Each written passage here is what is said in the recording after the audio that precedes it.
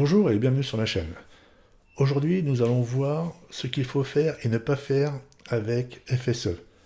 Ouais, il faut savoir que le nouveau thème de WordPress, enfin la nouvelle structure de WordPress, c'est un petit peu particulier et ça peut être un petit peu déroutant pour certaines personnes. Donc même moi, j'ai eu beaucoup de mal au démarrage à faire certaines choses.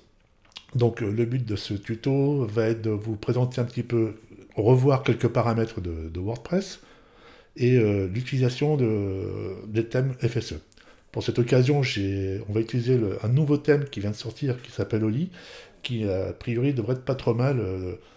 Je pense qu'il va faire un petit peu d'ombre aux autres, hein, en sachant qu'actuellement, en thème vraiment superbe, c'est celui de Spectra. Ce sont les créateurs de Astra. Donc, on va aller tout de suite dans la partie du thème, qui va être leur site, hein, donc je vous mettrai les liens si vous voulez voir à quoi ça ressemble. Je vous ferai voir, donc quand on clique sur Download, on arrive sur la page GitHub, il faudra le télécharger ici, donc le download.zip. Pourquoi? Parce que pour l'instant, il n'est pas encore sur le site de WordPress, hein. Bon, je pense que ça va arriver dans les jours à venir, hein.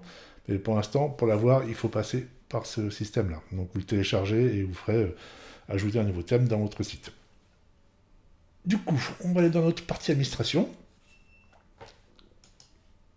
Voilà, je me connecte. On va revoir quelques petits paramètres. Dans la partie article, on va aller dans catégorie. Ici, on va renommer notre classe non classée parce que je trouve que c'est pas très joli. Donc, on va mettre, par exemple, mettez ce que vous voulez, mais on peut mettre news. Alors, ça, c'est intéressant pour ceux qui gèrent, comment ça s'appelle, un blog. Donc, on va mettre à jour. Après, concernant les pages, je vais créer tout de suite des pages. Une page d'accueil, par exemple. Et une page actualité. Je suis devant, donc je le fais tout de suite. Comme ça. Actualité. Publier. On revient dans la zone des paramètres. On va aller donc dans apparence ici. Vous ferez ajouter, téléverser et vous irez chercher le thème qui est que vous avez téléchargé qui doit être sur votre PC. Dans les extensions, bah, vous installez les extensions habituelles, hein, qu'on utilise, un minimum, je dirais. Le but, c'est vrai que quand on arrive à gérer le minimum d'extensions sur WordPress, c'est pas plus mal. Donc là, bah, la gestion des cookies, un système de sécurité, un cache si besoin, parce que franchement, avec le système de bloc, le cache, il y a des sites, franchement, il n'y en a pas besoin. Et puis un système de sauvegarde, très important. Après, dans la partie réglage, on peut aller directement dans écriture. Ici, vous voyez, j'ai remplacé non classé, du coup, j'ai news. Donc, ça va être ma catégorie par défaut quand on fait des blogs et qu'on ne pense pas à mettre sélectionner une catégorie. Après, la partie lecture.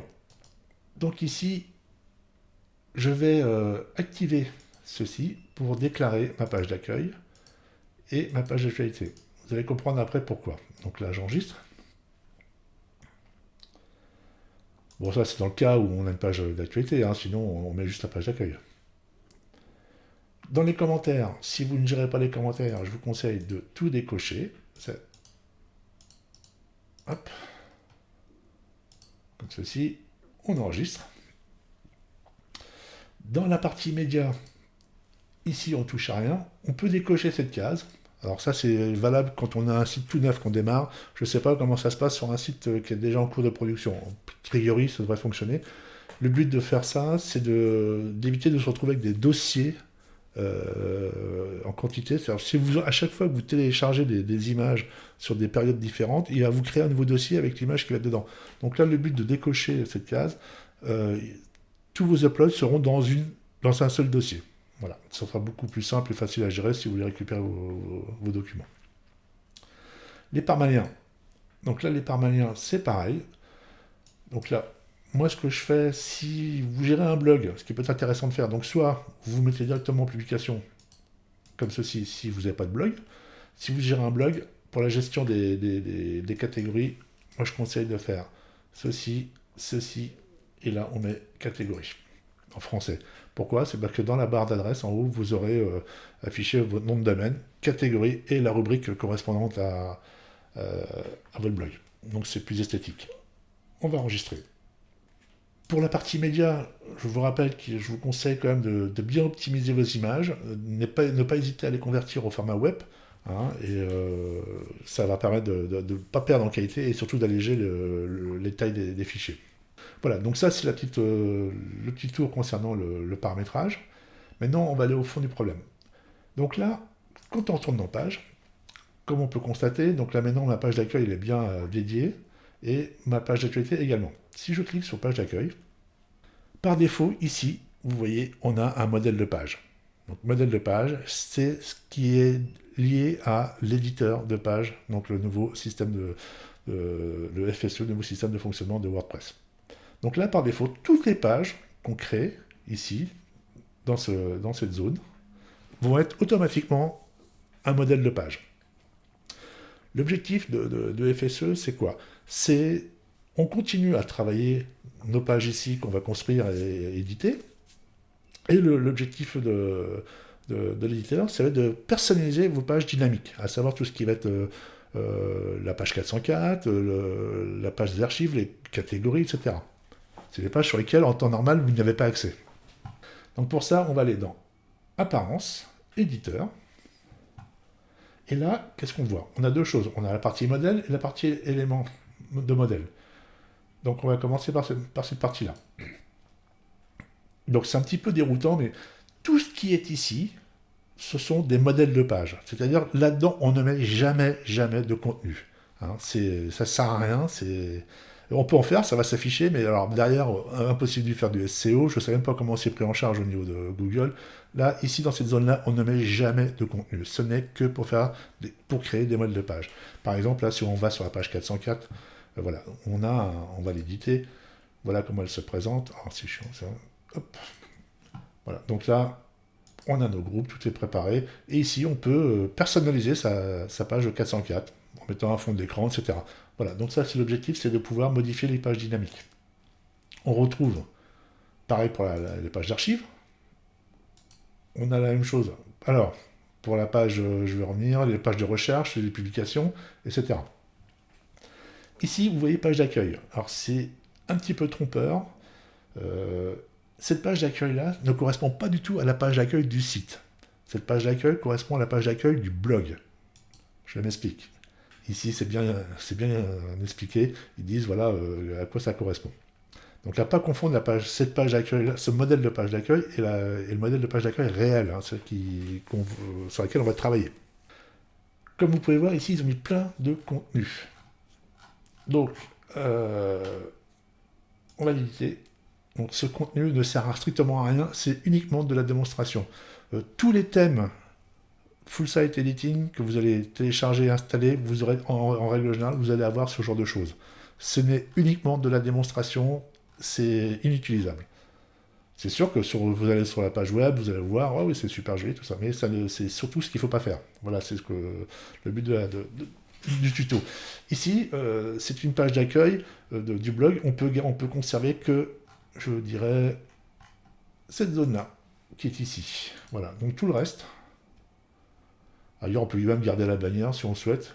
Tout le reste, ça peut partir à la poubelle. Nous, ce qui va nous intéresser, c'est cette partie du groupe. Pourquoi? Parce que dedans, on a affiché la partie des archives. Ici, qu'est-ce qu'on a comme blog? C'est encore un peu de pub. Hop, enfin la pub, on peut retirer. Là, je l'enregistre. Maintenant, on va retourner en arrière. Ici, on a une fameuse page index. Donc, cette page index, c'est pareil, elle a du contenu qu'il va falloir virer. Donc ça, il ne sert à rien. Retirer. Parce que la page d'accueil, la page index, il faut la garder en neutre, il faut la garder juste en affichage de contenu. C'est-à-dire que là, dans ce groupe, maintenant, je vais ajouter ce qu'on appelle du contenu de publication. Voilà. D'ailleurs, je vais mettre dans le groupe. Hop. Voilà. Donc là, vous voyez, le groupe, là, il est stylisé. Donc il y a des marges, il y a des choses qui ont été mises. Hein. Donc après, si ça ne vous plaît pas, vous pouvez corriger. De toute façon, cette page index, en règle générale, on n'y accède pas, je crois, de tête, je ne vais pas vous dire de bêtises, il me semble que c'est une page de secours au cas où les pages ne fonctionneraient pas. Donc celle-là, vous pensez à bien mettre ça comme ça. Enregistrer.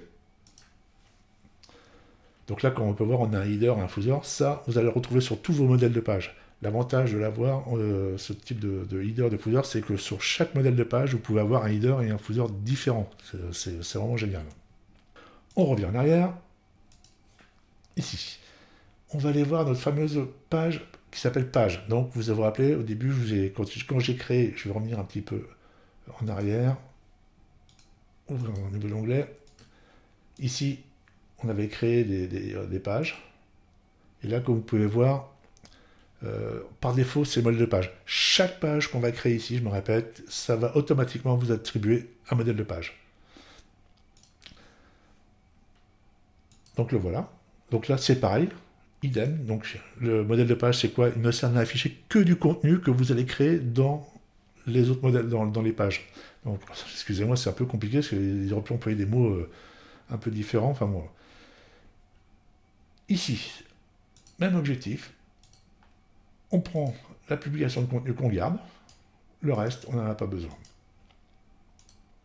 Vous pouvez éventuellement mettre, on est dans la partie des pages, on peut rajouter ce qu'on appelle, je ne sais plus de tête, je crois que c'est le titre de contenu.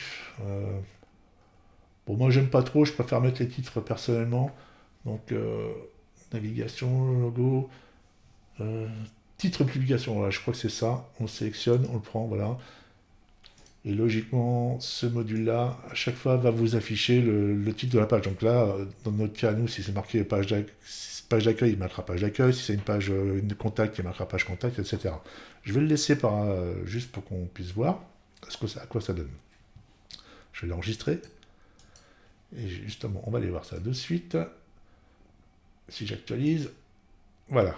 Donc on est sur démo page d'accueil. Donc j'ai pas de menu pour l'instant, donc on peut pas voir les autres pages. Mais voilà à quoi sert ce petit bloc que j'ai ajouté.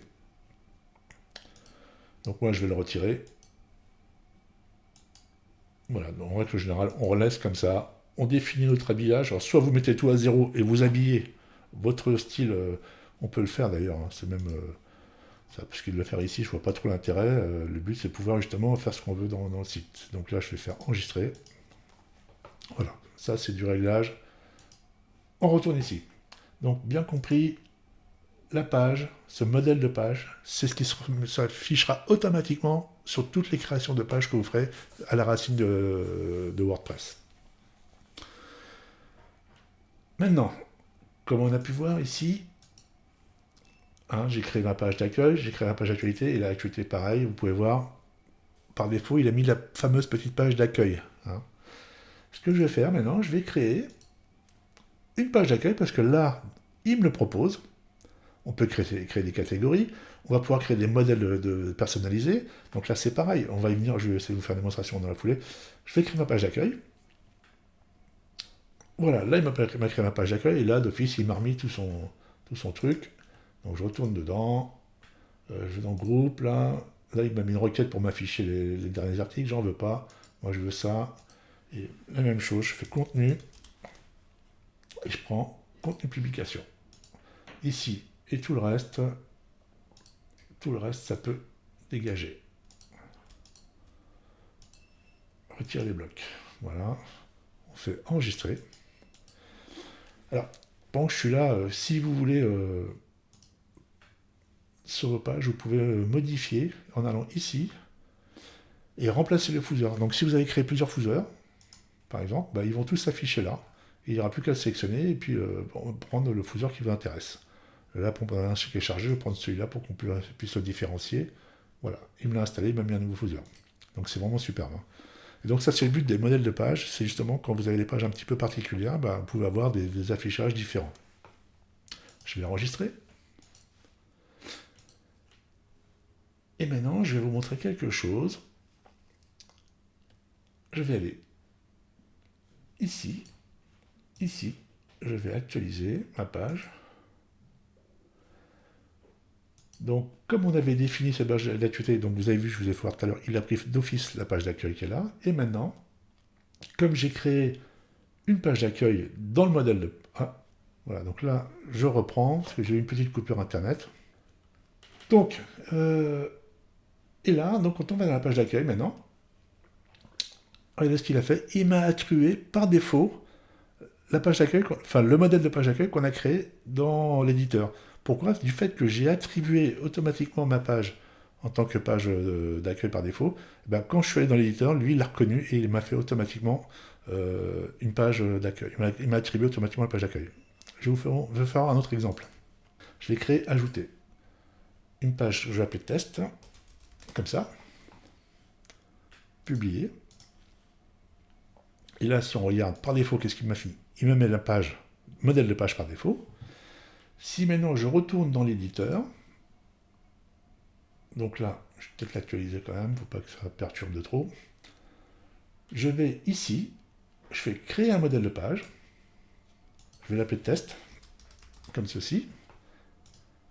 Créer. Voilà. Et là, ce qu'il a fait, donc par défaut, il m'a mis bien sûr mon groupe avec le contenu publication, le footer par défaut, etc. Donc là, je vais quitter. Ici, je vais revenir ici, je vais actualiser cette page. Et là, qu'est-ce qu'il a fait? Je vais aller ici et je vais lui attribuer le modèle de page que je viens de créer. Et là, c'est bien, c'est dans le cadre où je vais avoir une page un peu spécifique avec un header et un footer différent. Ça peut être intéressant. Voilà le but de l'éditeur de page qui est vraiment génial. Hein. Bon, excusez, je travaille un petit peu à l'arrache, hein, comme d'habitude, rien n'est préparé. Donc j'espère que vous arrivez à me suivre. Il y a quand même pas mal de confusion avec du fait qu'on emploie les mêmes termes d'un côté comme de l'autre. Voilà, donc c'est un petit peu déroutant. Voilà, là, on met à jour, et là, j'ai bien créé un modèle de page qui est attribué à ma page. Si on va sur le site, j'actualise, donc il va m'enlever l'accueil, c'est normal, et là, du coup, je me retrouve avec du vide, normal, puisqu'il n'y a pas de commentaire. Et donc, là, maintenant, si on va, par exemple, dans la page d'accueil, et bien, on peut construire notre site, tout simplement. Alors, en créant nos blocs, etc. Vous pouvez utiliser des compositions. Donc ça, ce sont des compositions qui sont proposées par le thème Oli. Par exemple, qu'est-ce qu'on a là? Là, c'est pour les publications. Là, ici, tiens, on peut mettre ça, par exemple. On va en mettre un deuxième. Là, c'est pour les petites pages. Un futur, on va mettre ça, par exemple. Voilà. Donc là, ce que j'ai fait, j'ai intégré des blocs. Donc là, par contre, je vais faire mettre à jour. Voilà. Je vais sur le site, je clique sur démo, et là, mes pages, elles sont là. Donc c'est vraiment génial. Donc là, bon, j'ai pris des trucs préfaits, hein, c'est juste pour que vous voyez un petit peu l'utilisation. Donc l'intérêt d'utiliser des blocs tout fait, c'est que ça permet aussi de voir comment sont construites les pages. Et ça, c'est hyper intéressant. Et c'est ce qui m'a permis d'avancer dans le FSE, parce qu'il y a des endroits où je coinçais pas mal. Et donc là, on s'aperçoit, sans installer de plugin spécifique avec des blocs complémentaires, eh ben, vous voyez tout ce qu'on peut faire avec. C'est vraiment génial. Hein. Il n'y a vraiment pas de limite. Pas de limite. Je pense qu'on va être limité sur certaines choses. Mais pour faire des sites internet, des sites vitrines, des choses comme ça, je peux vous assurer que ça va très très bien. Donc là, c'est dans composition et on peut choisir quelques modèles. Il existe autre chose. Quand vous êtes connecté, vous allez sur le site de WordPress, vous pouvez aller dans la rubrique composition. Et ici, vous avez plein de compositions prédéfinies, existantes. Vous pouvez créer les vôtres et puis les mettre à disposition. Texte qu'on a ici, là. Vous voyez, donc il y a plusieurs modèles. Je vais essayer d'en trouver un pour vous voir comment on fait pour importer ces blocs. Là, ce bloc, là, par exemple, celui-ci, je regarde à quoi il ressemble. Je vérifie son comportement quand il est en mode portable, etc. Donc là, bon, soit il me plaît bien, par exemple. Et là, je vais faire ici copier. Je retourne sur ma page. Donc là, on peut fermer. Je sélectionne ma dernière ligne. Je clique une fois pour faire apparaître mon bloc de saisie. Bouton droite. Coller. Et là, il m'a collé le bloc en provenance du site de WordPress. Là, si j'enregistre, alors pensez à rafraîchir votre page, parce que des fois c'est un petit peu... le rafraîchissement, hein, il y a encore des petits soucis sur le rafraîchissement des pages, hein, donc ça peut être aussi trompeur. On va sur notre site, on actualise. Et là, si je descends, j'ai ma page de pizza. Voilà. N'hésitez pas à me dire ce que vous en pensez. Moi, personnellement, je trouve que c'est vraiment génial. Je vais vous faire voir quand même le menu, comment on fait pour créer un menu. C'est important, ça. Parce que je trouve que c'est le côté le moins pratique, ce sont les menus. Donc ici, dans les éléments de modèle, donc ici on a donc on peut créer ses propres éléments. Ici ça va être des entêtes de pages différents, des fouseurs, des pieds de page différents. Vous pouvez créer des blocs, tout ce qui va être les blocs, vous savez, les requêtes pour pouvoir faire des affichages de la base de vos produits d'articles. Vous pouvez créer des articles un peu spécifiques, faire des affichages un peu spécifiques, et ça on va pouvoir gérer. On pouvait créer aussi des blocs ici pour pouvoir faire des rappels et les insérer dans d'autres pages. Donc l'objectif de ça, c'est toujours de pouvoir créer un bloc et de l'insérer sur d'autres choses. Donc attention, quand vous faites une manipulation sur un des blocs, ça s'applique sur tous les blocs, hein. C'est le principe un petit peu des blocs réutilisables. Ce que vous pouvez faire, je vais revenir ici, je vais aller dans modèle, je vais prendre modèle de page par exemple. Ce que vous pouvez faire, c'est quand on vous crée un groupe,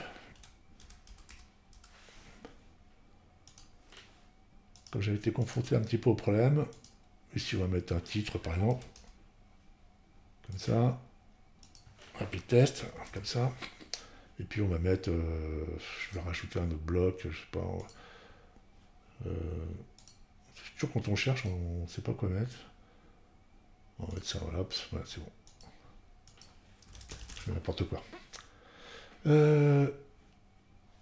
Maintenant, je vais aller ici. Je vais sélectionner mon groupe. Comme ça. Je vais ici. Et là, j'ai dit créer un bloc réutilisable. On va appeler test. Voilà. Et donc, il passe au violet. Et maintenant, si je fais ici ça et ça, il va me rajouter une deuxième série de blocs. Le problème des blocs réutilisables, c'est pas un vrai problème, c'est bien quand vous allez utiliser des parties que vous voulez que ce soit réparti un peu plus sur d'autres pages, et pour pas avoir à les retaper, eh ben, vous avez juste à créer ce genre de choses. L'avantage, c'est que quand vous faites une modif, elle va s'appliquer sur tous vos blocs. Ça, c'est bien.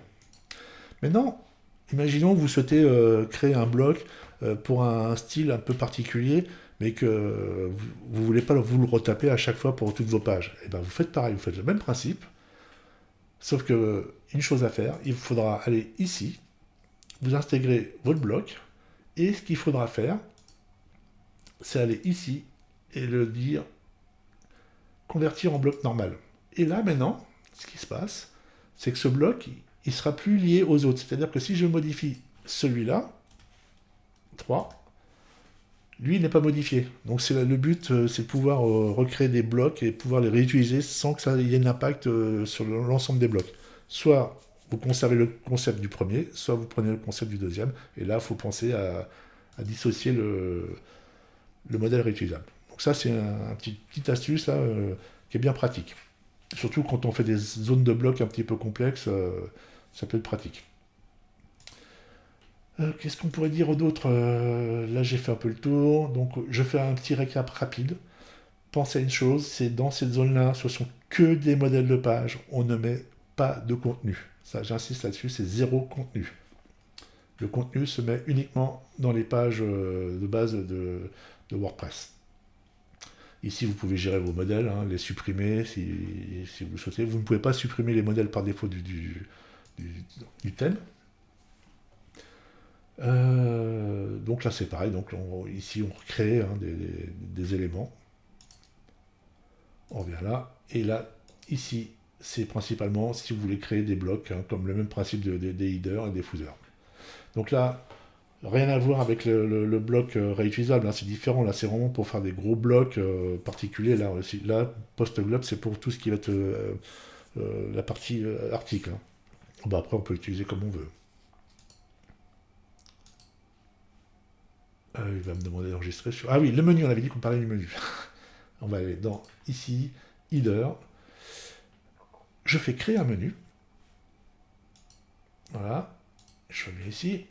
Et là, alors, la seule reproche que je ferai à cette série de thèmes, parce qu'il y en a beaucoup qui ne le proposent plus maintenant, c'est d'avoir un bloc menu dans les modifications. Donc maintenant, on est obligé de passer par l'éditeur pour créer son menu. Donc là, on est en foncé, donc on ne voit pas bien, mais on fait plus ici, et on ajoute nos menus. Test. Qu'est-ce qu'on a? On a une page qui s'appelle page d'exemple. Si je tape page, il devrait me la trouver, page d'exemple, voilà, ok. Et puis on peut mettre la page d'actualité.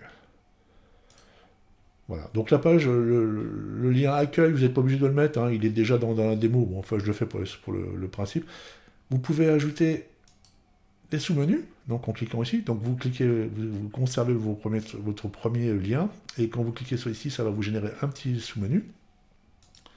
Si je reviens ici, ça je vais l'enlever, je vais vous montrer autre chose. Quand vous êtes là, vous pouvez faire catégorie. Si vous avez des catégories, bon là on n'en aura pas je pense, parce que du coup, on n'a pas de catégorie liée dans le... Je n'ai pas créé de catégorie dans les articles, donc forcément on ne les voit pas, mais sinon c'est le même principe. Sauf que lui, il faut le mettre dans le menu, sinon ça ne marche pas. Moi, je vais le retirer. Je vais le remettre. Catégorie. Voilà. Il veut pas. Bon. C'est vrai que c'est un petit peu rock'n'roll.